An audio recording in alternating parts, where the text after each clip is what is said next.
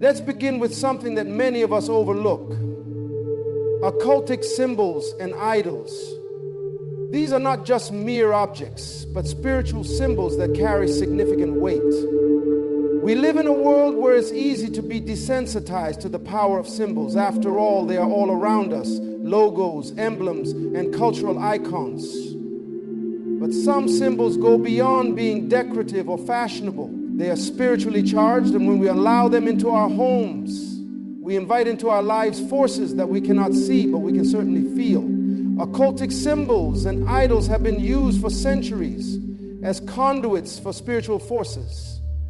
Their roots lie in ancient practices of idol worship, where people would carve, mold, or paint representations of gods, spirits, and deities, offering sacrifices and worshiping them in hopes of gaining favor. These symbols are not just pretty decorations. They represent a doorway to other worldly influences. Whether it's an idol of a god or goddess, a pentagram, or even a seemingly innocent charm, these objects are never neutral. Consider the example of a woman who inherited a beautiful statue from her grandmother. The statue was an ornate figure of an ancient deity that had been passed down through generations. To her, it was just a keepsake, a family heirloom, but it had a much deeper history. The statue had been used in rituals tied to spiritual practices that were rooted in idol worship. Over time, she began experiencing a sense of heaviness in her home. Unexplained conflicts arose between her and her loved ones. She couldn't understand it. But when she finally removed the statue from her home, the atmosphere shifted, the tension dissipated, and peace slowly returned. This is not an isolated story. Thousands of people have unknowingly invited spiritual forces into their homes simply by bringing in symbols and idols that they assume are harmless. But the truth is, everything in the spiritual realm operates on a different plane of existence. The Bible makes it clear, "You shall not make for yourselves a carved image or any likeness of anything that is in the heaven above, or on the earth below, or in the waters beneath the earth." Exodus 20:04. This command is not merely about avoiding the worship of foreign gods. It's about protecting ourselves from being spiritually manipulated by objects and symbols. You may ask, but it's just a statue or a trinket. How can something so small have such an impact? Think about it this way. A tiny seed planted in fertile soil can grow into a massive tree. Similarly, a small symbol or object might seem insignificant at first, but it has the potential to invite dark forces into your life. It's not the size or the appearance of the item that matters. It's what it represents in the spiritual realm. The danger is that these symbols often operate subtly. At first, you may not notice any difference in your life, but over time, as the spiritual influence deepens, you begin to see the signs: negativity in your relationships, financial struggles, a general sense of unease, or recurring nightmares. The presence of darkness becomes more pronounced, but because it's often so subtle, we don't always trace it back to the things we've allowed into our lives. Let me share another example. A man named Tom loved collecting antiques. He would travel far and wide to find rare items to add to his collection. One day he came across a stunning wooden carving, a piece of art from an old culture that had been known for its idol worship. Tom, thinking it was simply a beautiful artifact, brought it home and displayed it proudly in his living room. Almost immediately, his life began to unravel. He lost his job, his marriage began to fall apart, and he found himself plagued with constant feelings of dread. It wasn't until he consulted a spiritual advisor that he discovered the truth. The carving was a conduit for spirits from that ancient idol-worshiping culture. The moment he removed the carving, his life began to stabilize. The powerful thing about these symbols is that they often connect us to something far bigger than ourselves. They act as spiritual hooks, drawing us in and tying us to to forces that control our thoughts, emotions, and decisions. It's like opening a door that at first seems small and inconsequential, but once it's open, it allows access to so much more than you could ever imagine. When we allow these idols and symbols into our homes, we are indirectly choosing to invite something or someone into our lives. They aren't just decorative, they are invitations to spiritual entities. These entities are often disguised as harmless or even beautiful objects, but they carry the potential to bring destruction in their wake. They lead us away from the peace, clarity, and safety that we should find in our homes and families. They turn our homes into battlegrounds, filling the air with confusion, fear, and unrest. This is why we must take action. We must recognize the power of what we allow into our lives and homes. If there are idols or occultic symbols in your home, whether it's a statue, a painting, a piece of jewelry, or any other item that connects you to idol worship or dark spiritual practices, remove it. Do not wait for things to get worse before you act. These symbols are not just pretty trinkets. They are spiritual open doors. Taking the step to remove these items may feel difficult, especially if they've been with you for years or were given to you by someone you love. But remember, your peace and well-being are far more important than any item or object. The moment you take a stand and clear your space, you are claiming your life and your home back from the influence of darkness. We live in a world dominated by media, books, movies, music, and television shows that continuously shape our thoughts and attitudes. While not all media is harmful, it is crucial to understand that some forms of media can serve as gateways to dark spiritual forces. What we choose to consume in our minds plays a direct role in shaping who we become. It impacts our beliefs, influences our behaviors, and affects our overall spiritual well-being. The books we read, the movies we watch, the music we listen to, all of these have the power to either uplift us or drag us down into spiritual darkness. It is important to realize that media is not neutral. It either reflects the light of truth or invites us into the shadows of deception. So when we consume books or media that glorify witchcraft, occult practices, the supernatural, or even evil in a way that normalizes these forces, we open our hearts to spiritual contamination. These media forms don't just entertain, they plant seeds that grow into something far more dangerous.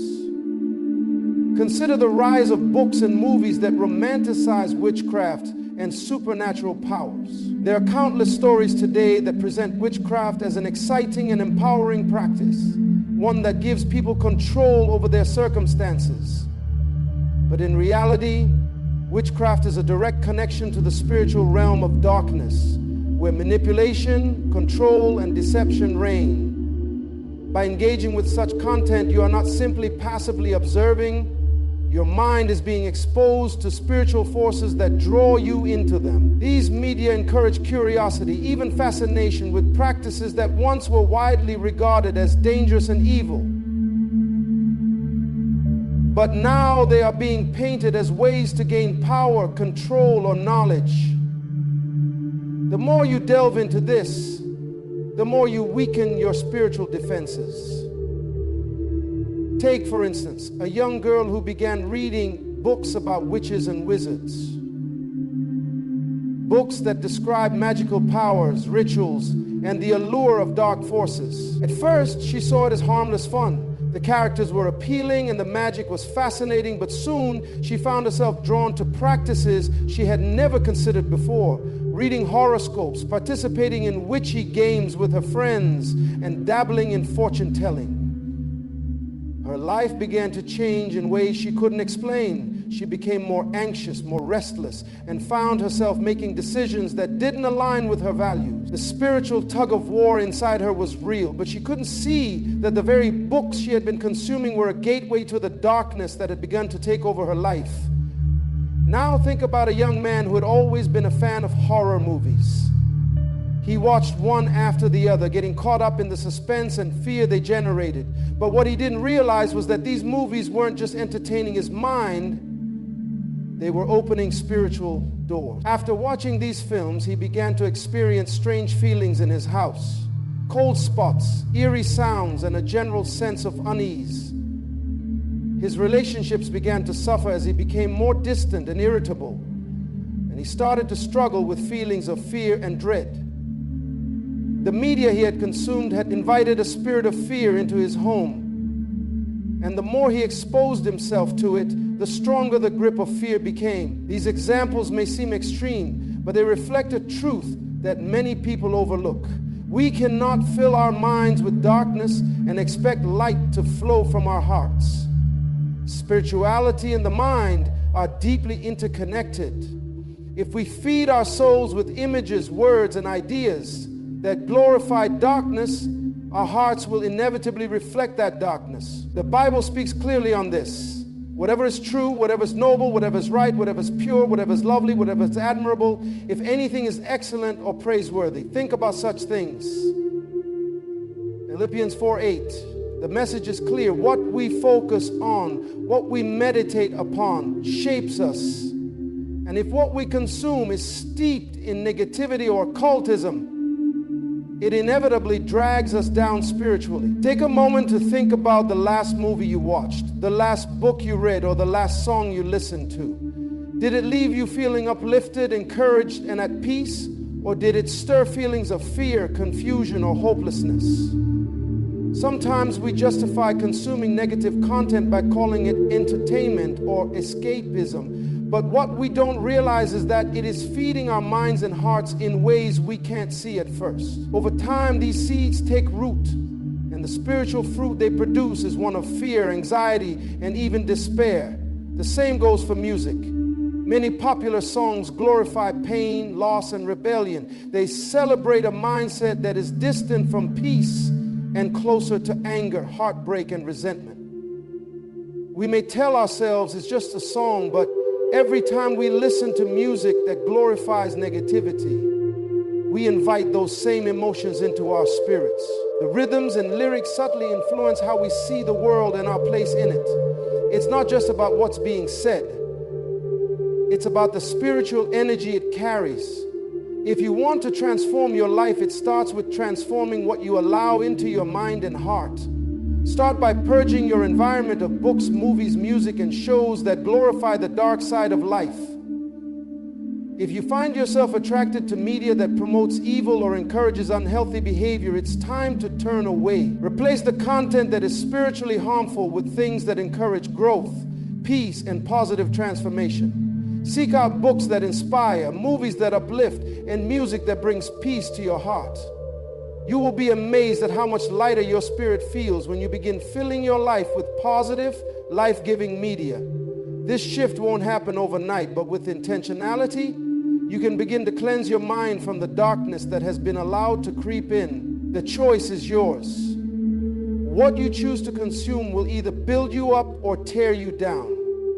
Be vigilant, be intentional, and above all, be discerning about the media that enters your life.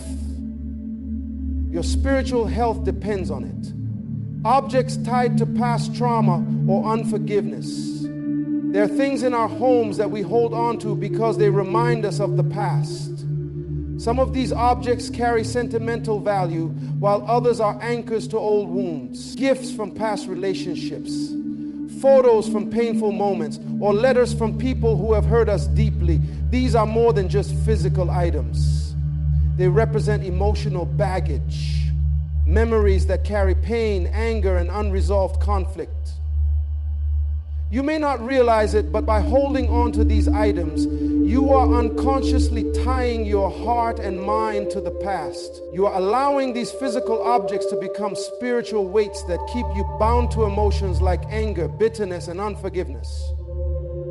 Every time you see or touch these objects, the wounds from the past are reopened, the emotions rekindled, and the cycle of pain is perpetuated. It's common for people to hold on to things because they believe these objects keep the memory of the person or the moment alive. But what often happens is that these objects become reminders of trauma, constant, tangible evidence of past hurt. A gift from a former spouse who betrayed you, a picture of a family member who rejected you, a letter from a friend who lied to you. Each of these items can trigger negative emotions and even spiritual unrest. By keeping these things, you are holding on to the hurt and letting it control your present and your future. Let me tell you a story about a woman named Sarah. She had been in a long, painful marriage that ended in betrayal. Her ex-husband had cheated on her, and the betrayal cut deep. For years after the divorce, Sarah kept all the gifts he had given her. She kept the anniversary cards, the jewelry, even the photos of their vacation together. She thought that by holding on to these things, she was preserving the memory of the good times. But every time she looked at these objects, she felt anger, resentment, and sadness. The betrayal was fresh every time she touched those items, and it consumed her. The more she held on to them, the harder it became for her to move forward emotionally and spiritually. The trauma was never fully healed because she kept allowing it to be present in her life.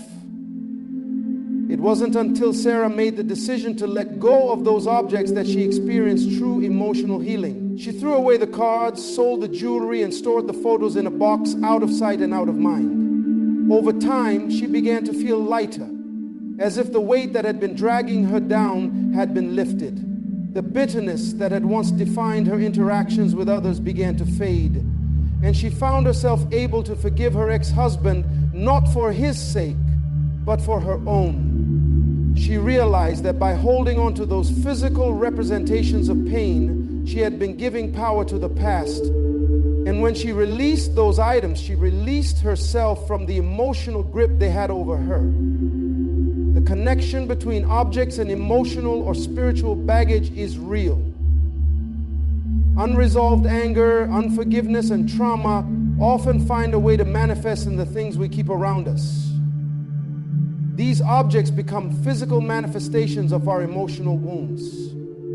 They remind us of pain, loss, or betrayal, and they keep us stuck in a cycle of negative thinking. Instead of allowing ourselves to heal, we hold on to the past, unknowingly preventing ourselves from moving forward. It is also important to recognize that objects tied to past trauma or unforgiveness can also negatively impact the people around us. When we hold on to these things, we often bring those unresolved emotions into our relationships. For example, keeping a photo of a loved one who has hurt us or a gift from someone who caused us pain can lead to emotional outbursts, tension, and unresolved conflicts with the people we care about most. We may find ourselves projecting the anger and hurt we feel from the past onto those who have nothing to do with the original situation. What happens when we finally choose to release these objects is nothing short of powerful. Releasing the physical symbols of our emotional wounds is the first step toward releasing the emotional grip that trauma has on us.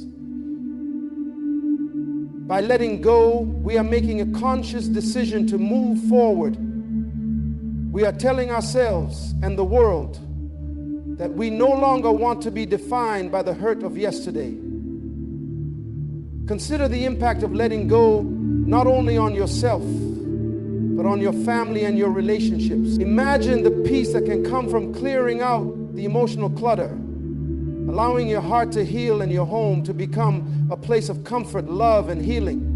No longer will your home be a place where unresolved emotions fester. Instead, it will become a sanctuary of peace and new beginnings. The healing process is not always easy. Sometimes it feels like letting go of these objects means letting go of a part of ourselves, especially if they are tied to someone we loved or a moment we once cherished. But the reality is that holding on to things that cause us pain only keeps us from experiencing the freedom that comes with true forgiveness and emotional healing. These items do not serve as reminders of love. They serve as reminders of what has been broken. You may be afraid to let go, but think about the future you are holding on to when you finally release the past. By letting go, you are not just removing physical clutter from your life.